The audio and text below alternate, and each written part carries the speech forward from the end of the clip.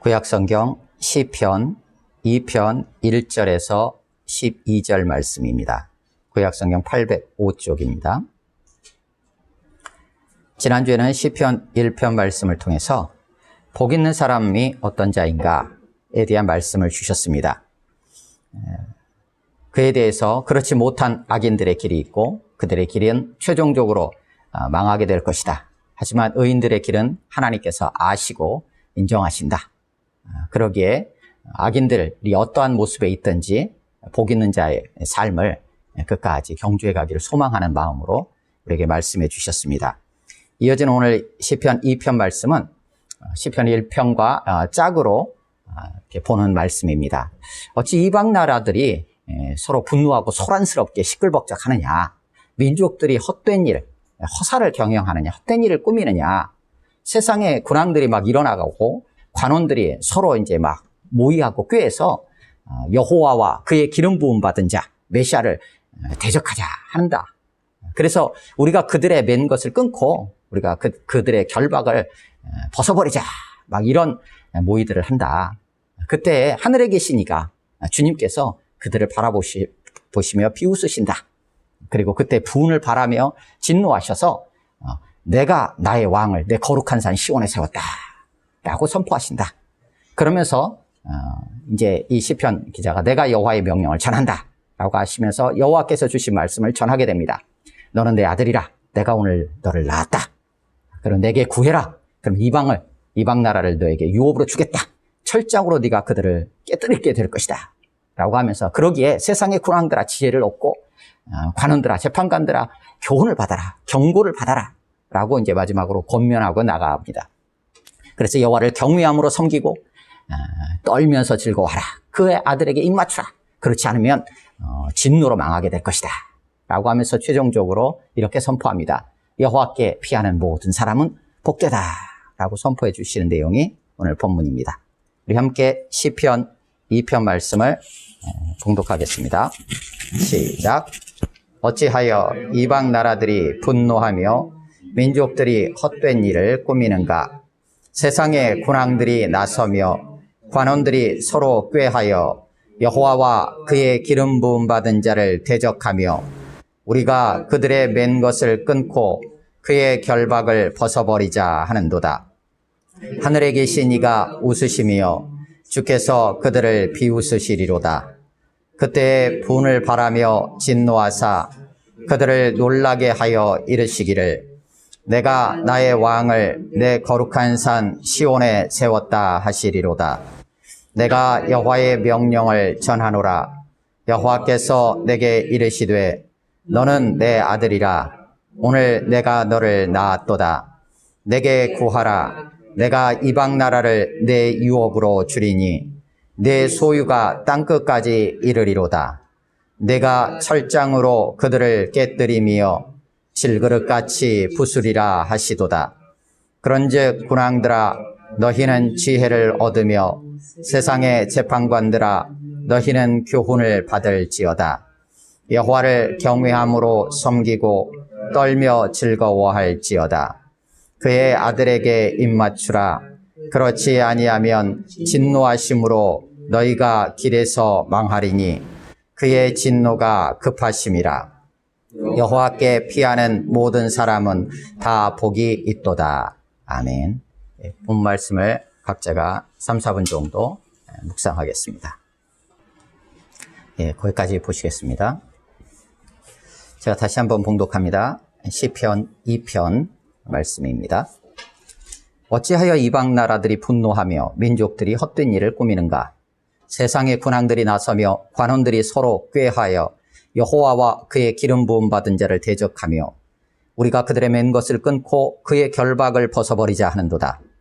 하늘에 계신 이가 웃으시며 주께서 그들을 비웃으시리로다. 그때 분을 바라며 진노하사 그들을 놀라게 하여 이르시기를 내가 나의 왕을 내 거룩한 산 시온에 세웠다 하시리로다. 내가 여호와의 명령을 전하노라. 여호와께서 내게 이르시되 너는 내 아들이라. 오늘 내가 너를 낳았도다. 내게 구하라. 내가 이방 나라를 내 유업으로 주리니 내 소유가 땅끝까지 이르리로다. 네가 철장으로 그들을 깨뜨리며 질그릇같이 부수리라 하시도다. 그런즉 군왕들아 너희는 지혜를 얻으며 세상의 재판관들아 너희는 교훈을 받을지어다. 여호와를 경외함으로 섬기고 떨며 즐거워할지어다. 그의 아들에게 입맞추라. 그렇지 아니하면 진노하심으로 너희가 길에서 망하리니 그의 진노가 급하심이라. 여호와께 피하는 모든 사람은 다 복이 있도다. 아멘.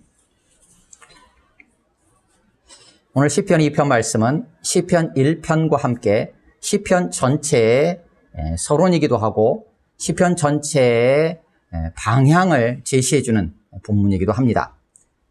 그러면서 시편의 마지막 146편에서 150편 할렐루야 찬양에 이르기까지, 그 찬양에 이르기까지의 모든 과정 속에서 하나님을 믿는 백성들이 어떤 모습을 견지하며 계속 유지해 나가야 할 것인가, 그런 상황 속에서 세상은 어떠한가 라는 것을 아주 간략하게 보여주는 본문이기도 합니다.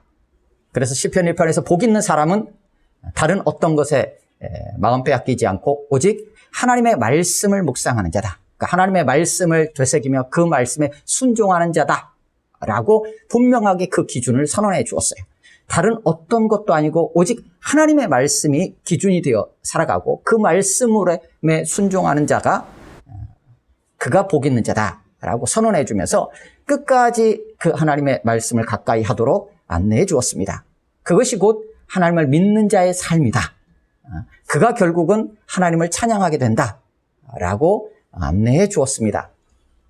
그러면서 시작된 본문이었는데 오늘 이 편에서는 이제 세상 나라들에 대한 이야기가 나옵니다.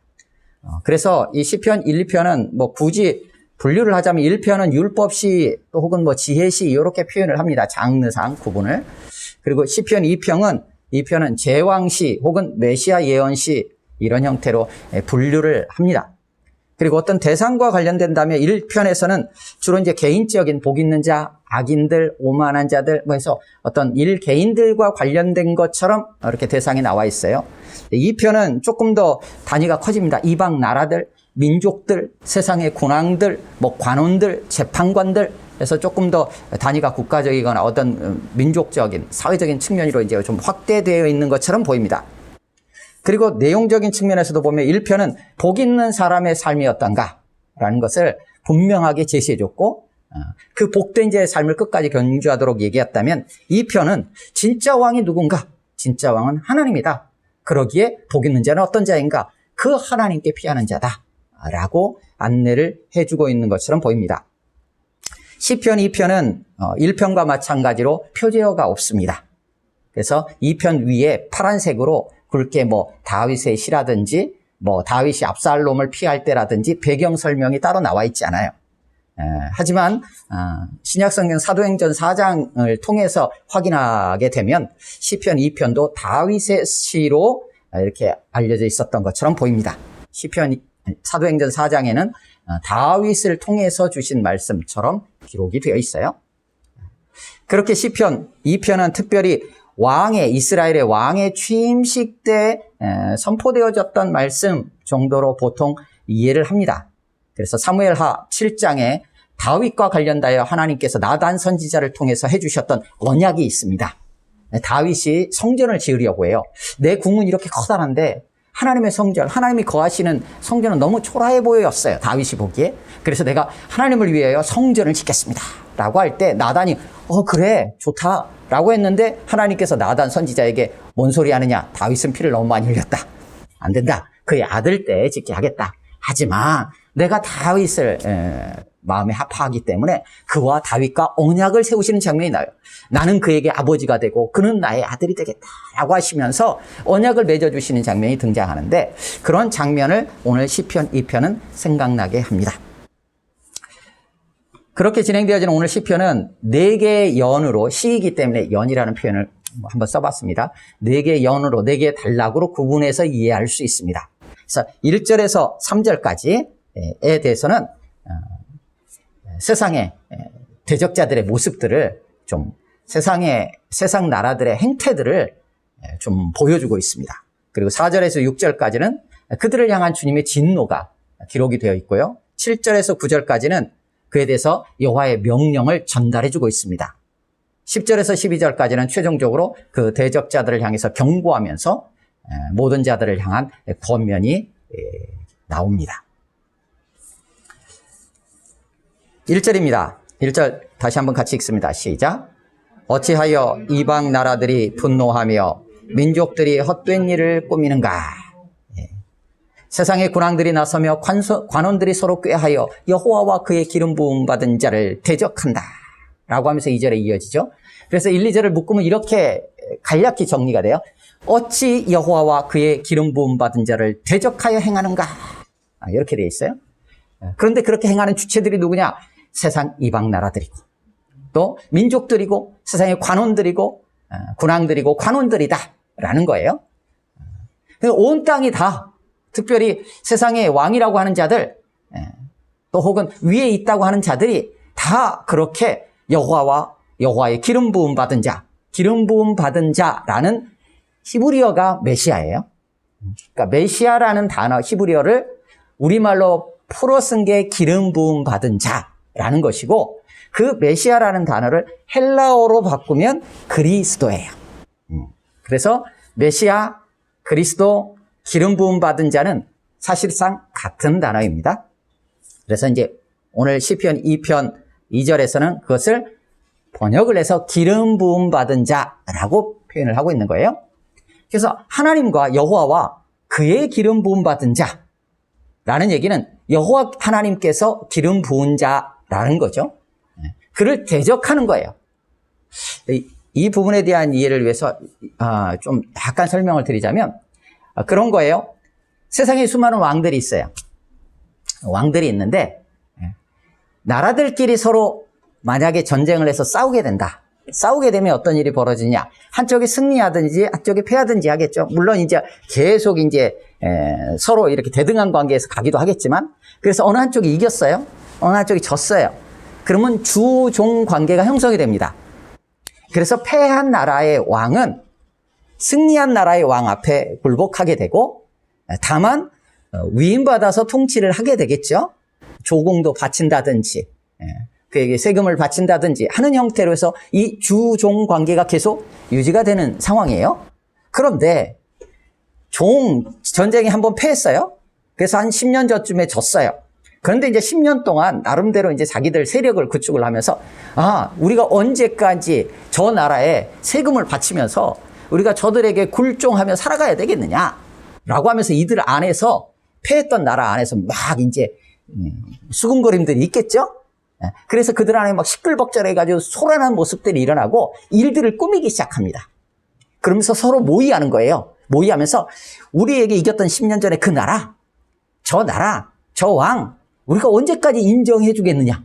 언제까지 그들에게 속박되어 그들의 굴레 속에 살아가야 되겠느냐? 벗어버리자. 그게 1, 2절, 3절의 내용이에요. 다만 이게 누구하고 관계예요? 세상 왕들과 하나님, 그리고 하나님이 세우신 왕과의 관계로 지금 1, 2, 3절에서 표현하고 있는 거예요. 그러니까 온 땅이 하나님께 속해 있어요. 하나님이 온 땅을 다스리세요. 그런데 하나님께서 특별히 한 왕을 세워서 기름 부은 자를 세워서 온 땅을 사실은 통치하도록 위임하셨어요. 그런데 세상의 왕들이 어떻게 하느냐? 그것을 받아들일 수 없는 거예요. 그것을 속박이라 여기고 굴레라 여겨요. 그래서 벗어버리자 해서 자기들끼리 모의하는 내용이 1, 2, 3절의 내용입니다. 그에 대해서 이제 하나님께서 그것을 보시는 거예요. 그런데 세상 이방 나라들, 민족들, 세상의 공황들, 관원들 다 어디에 속한 자들이냐? 한마디로 4절을 통해서 확실하게 대조시킵니다. 땅에 속한 자들이라는 거예요. 그런데 실질적인 이 땅의 통치자는 누구시냐? 하나님이신데 그 하나님은 어디에 속해 있느냐?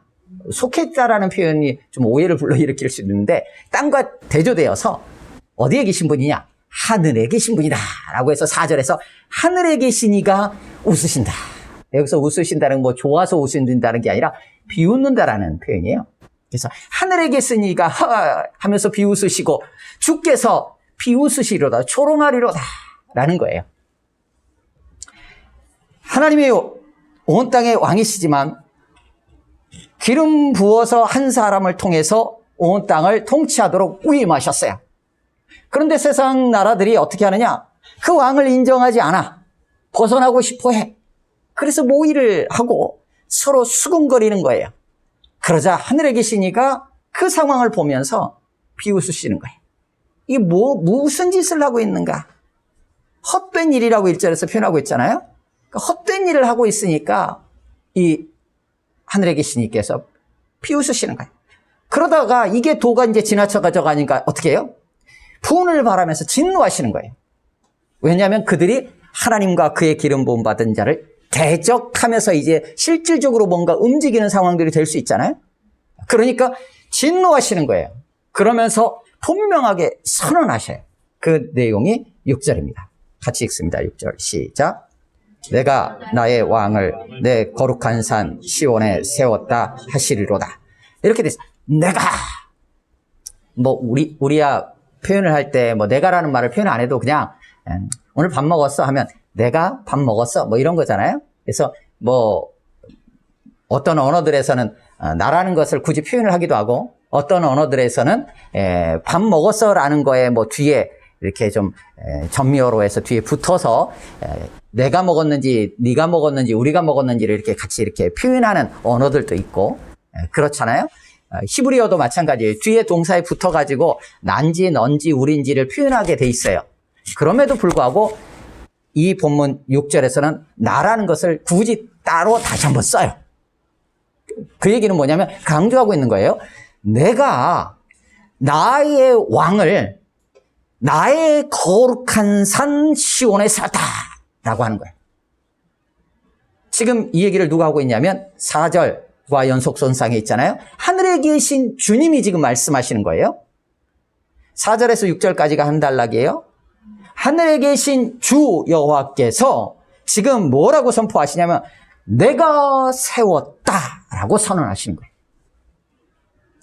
근데 지금 왕을 세웠다라는 거예요. 그러면 1, 2, 3절에서 대적자들이 구체적으로 대적하려고 했던 대상이 누군지 확인하게 돼요. 누굴까요? 왕이에요. 하나님이 세우신 왕, 기름 부음 받은 자, 메시아를 대적하려고 하는 거예요. 그런데 하나님은 그것을 어떻게 받아들이셔요? 하나님 자신에게 대한 대적과 동일시하시는 거예요. 그래서 2절에서 여호와와 그의 기름 부음 받은 자를 대적한다 이렇게 표현하고 있는 거예요. 그런데 그 하나님께서 하시는 선언을 통해서 6절을 통해서 이해한다면 세상 나라들이 하나님이 기름 부어 세운 왕을 지금 대적하는 상황이 벌어지는 거예요. 그러자 하나님께서 뭐라고 선언하시느냐?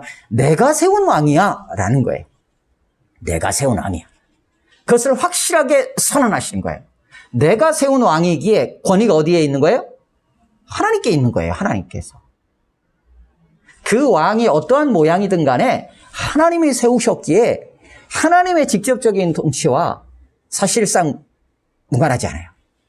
그런데 하나님이 세운 자를 세상이 대적하니까 하나님은 그것을 하나님 자신에 대한 도전으로 보시고 그들끼리 모이어서 거기서 벗어나려고 한다는 얘기는 하나님으로부터 벗어나려 하는 행위로 보신 거예요.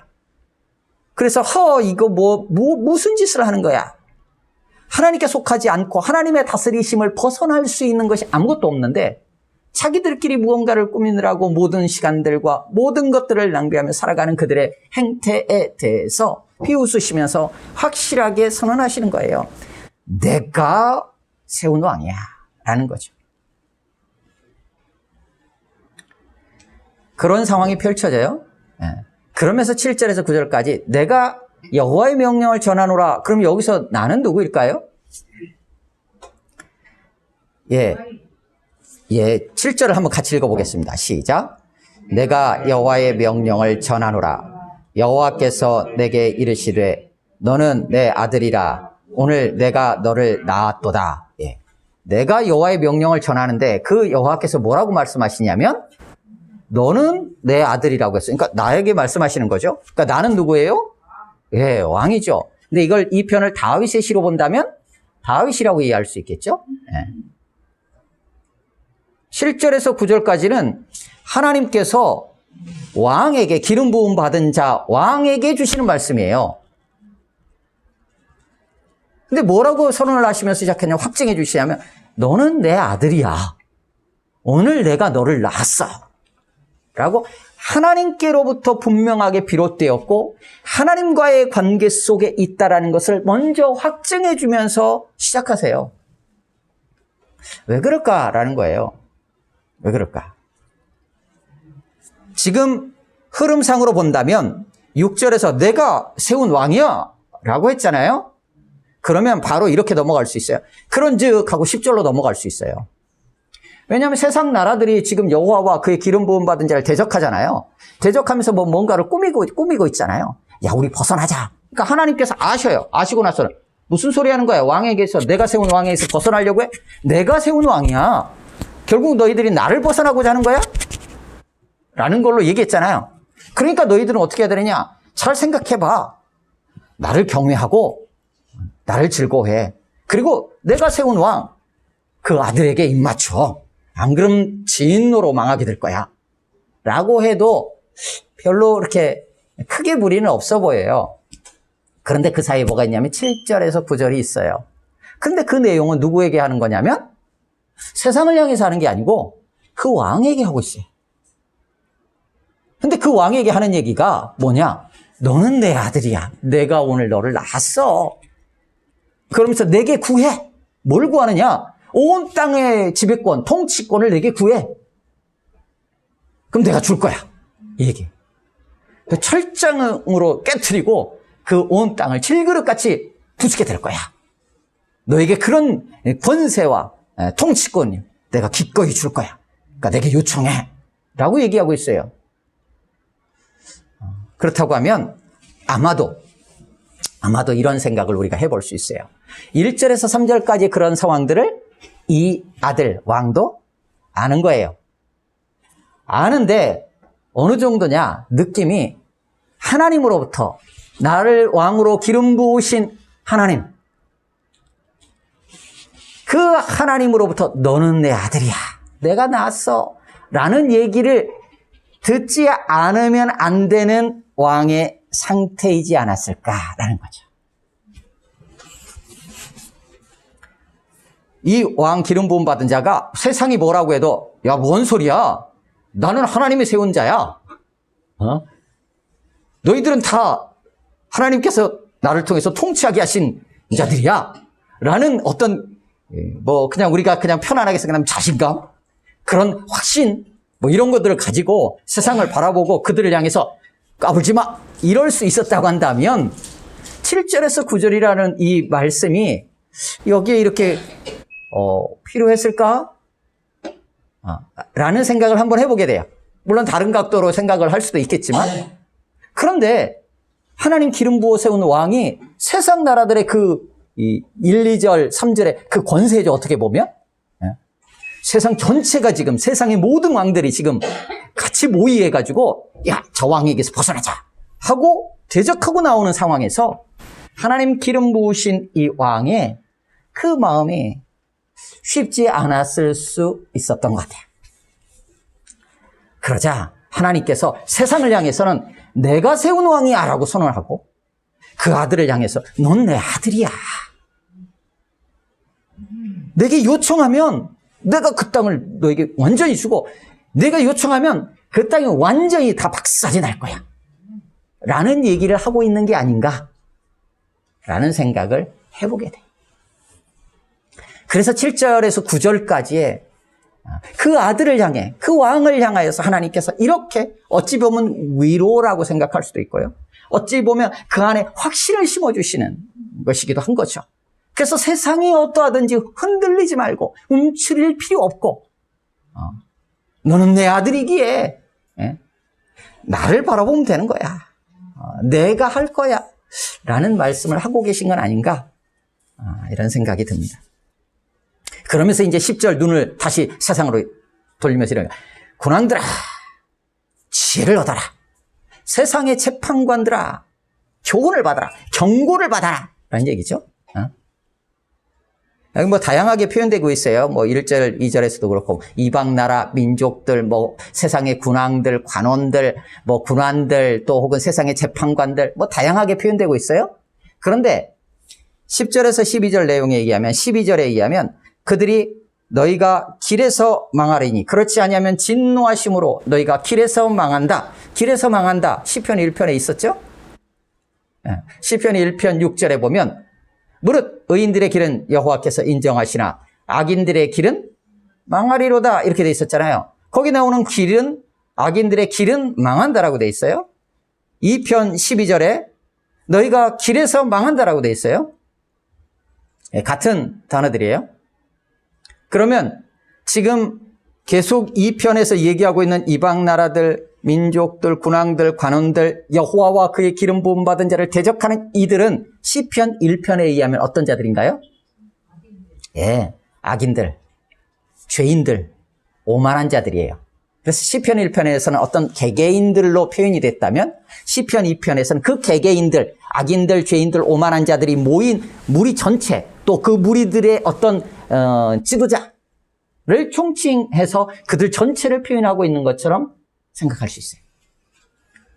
그들은 결국 망한다라는 거예요. 그러니까 시편 1편에서 복 있는 사람이 악인들의 꾀를 한번 살펴보게 돼요. 악인들이라는 걸 내려놓고 나면 저들이 하는 꾀, 저들이 가는 길, 저들이 서 있는 자리 보니까 좋아 보여. 좋아 보이니까 그런 유혹들에 빠질 수 있어요. 그래서 나도 거기에 같이 합류하고 싶은 생각이 들 수 있어요.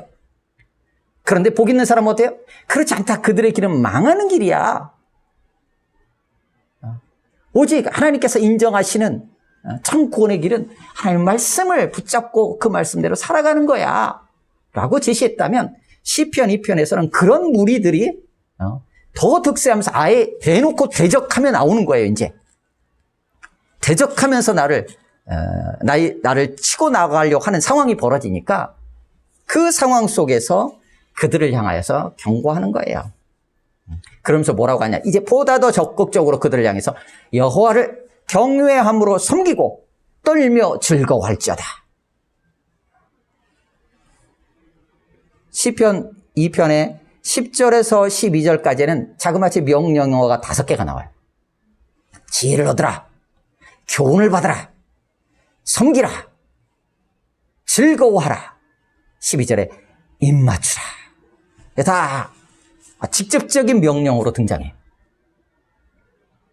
그래서 하나님을 향한 경외함으로 섬기라는 거예요. 그리고 떨며 즐거워하라. 떨며 즐거워한다라는 게 참 어찌 보면 모순되는 표현이잖아요. 두려움으로 기뻐 뛰놀라라는 얘기거든요. 그러니까는 두려움이 있는데 기뻐 뛰논다. 이거를 어떻게 이해를 해야 될까? 이게 모순이 아니냐라고 생각할 수 있는데 하나님을 경외함이라는 큰 틀 안에 있으면서 그 안에서는 마음껏 뛰놀라라는 얘기로 이해하시면 될 것 같아요.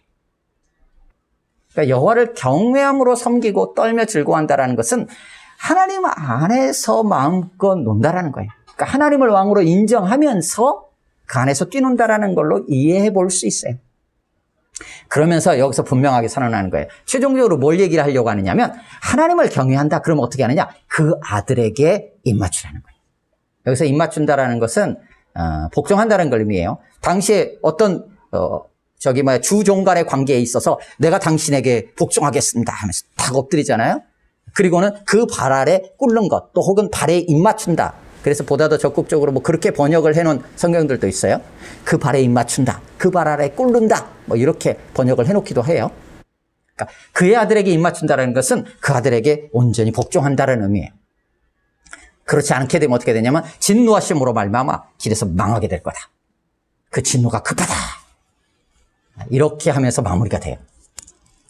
여호와께 피하는 모든 사람은 복이 있다. 이거는 10절에서 12절에 그냥 같이 묶어서 보통 이해를 합니다. 근데 제가 단락을 나눌 때 그냥 따로 빼놨어요. 따로 빼놨어요. 그래서 최종적으로 결론적으로 선포하는 거예요. 그러니까 어떻게 하느냐? 이 모든 것들을 다 합치면 10절에서 12절까지 돼요. 지혜를 얻고 교훈을 받고 섬기고 즐거워하고 입 맞추는 이 모든 것들을 딱 한마디로 표현한다면 뭐냐면 여호와께 피하는 거예요. 거의 대부분이 피한다라고 번역을 해놨는데 한두 군데에서 이거를 여호와를 의지한다라고 번역을 해놓기도 했어요. 그러니까 다른 어떤 거에 의지하지 않는 거예요. 그러면 여호와께 피한다라는 얘기는 그러지 않은 자들이 있다는 얘기죠. 그러지 않는 자들은 어떤 자들이에요? 예, 자기들끼리 자기들에게 피하는 자들이 여호와와 그의 아들에게 대적하고 있는 자들에게 피하는 거예요. 그들을 의지한다라는 거죠. 그들에게 몸을 의탁한다는 거예요. 그런데 그에게 피하는 모든 사람, 정확히는 이렇게 돼 있어요. 12절 끝에 그의 진노가 급하심이라 그에게 피하는 모든 사람은 다 복이 있도다. 그라고 돼 있어요. 근데 그라는 것이 지칭하는 게 10절에서 12절 전체를 통해서 보면 그는 여호와다 라는 것이 확인이 되니까 그냥 여호와께 피하는 이라고 이렇게 번역이 돼 있어요. 그런데 물론 여호와예요. 그런데 12절에 가깝게는 누가 등장하냐면 그 아들이 등장을 해요.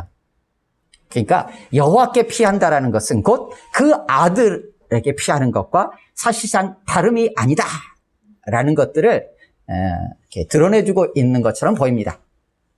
그래서 주님은 이렇게 말씀하셨어요. 요한복음 15장에서 나의 안에 거하라 라고 말씀하셨어요.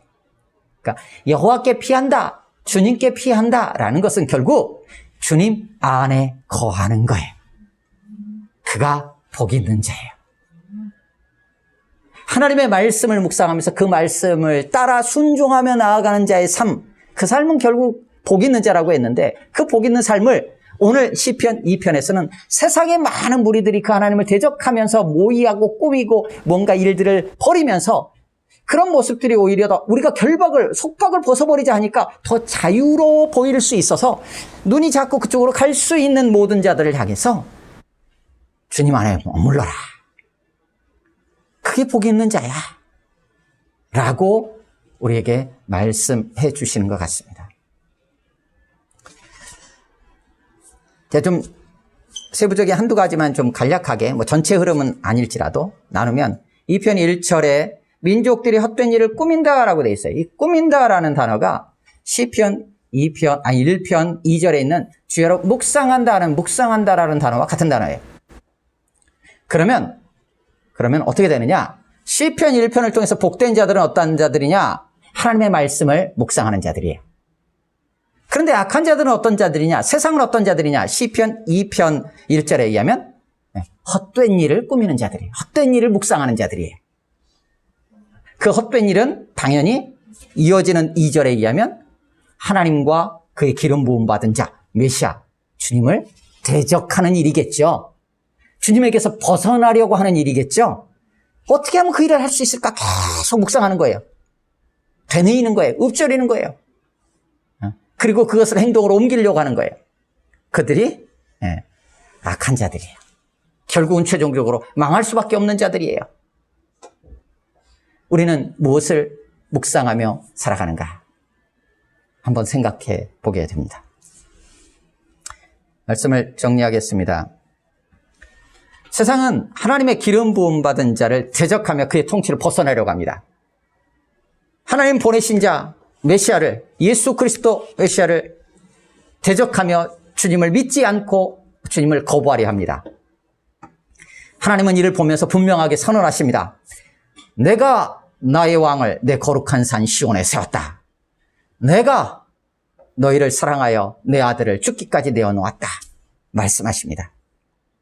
하나님은 그의 기름 부음 받은 자 메시아의 정체성을 확증해 주면서 온 세상에 대한 통치권도 구하라 주시겠다라고 약속하셨습니다. 실제로 예수님은 이 땅에 오셔서 이 땅을 사시고 고난당하시고 십자가에 죽으신 이후에 부활하셨습니다. 그리고 마태복음 28장 18절 이하에서 하늘과 땅의 모든 권세를 내게 주셨다.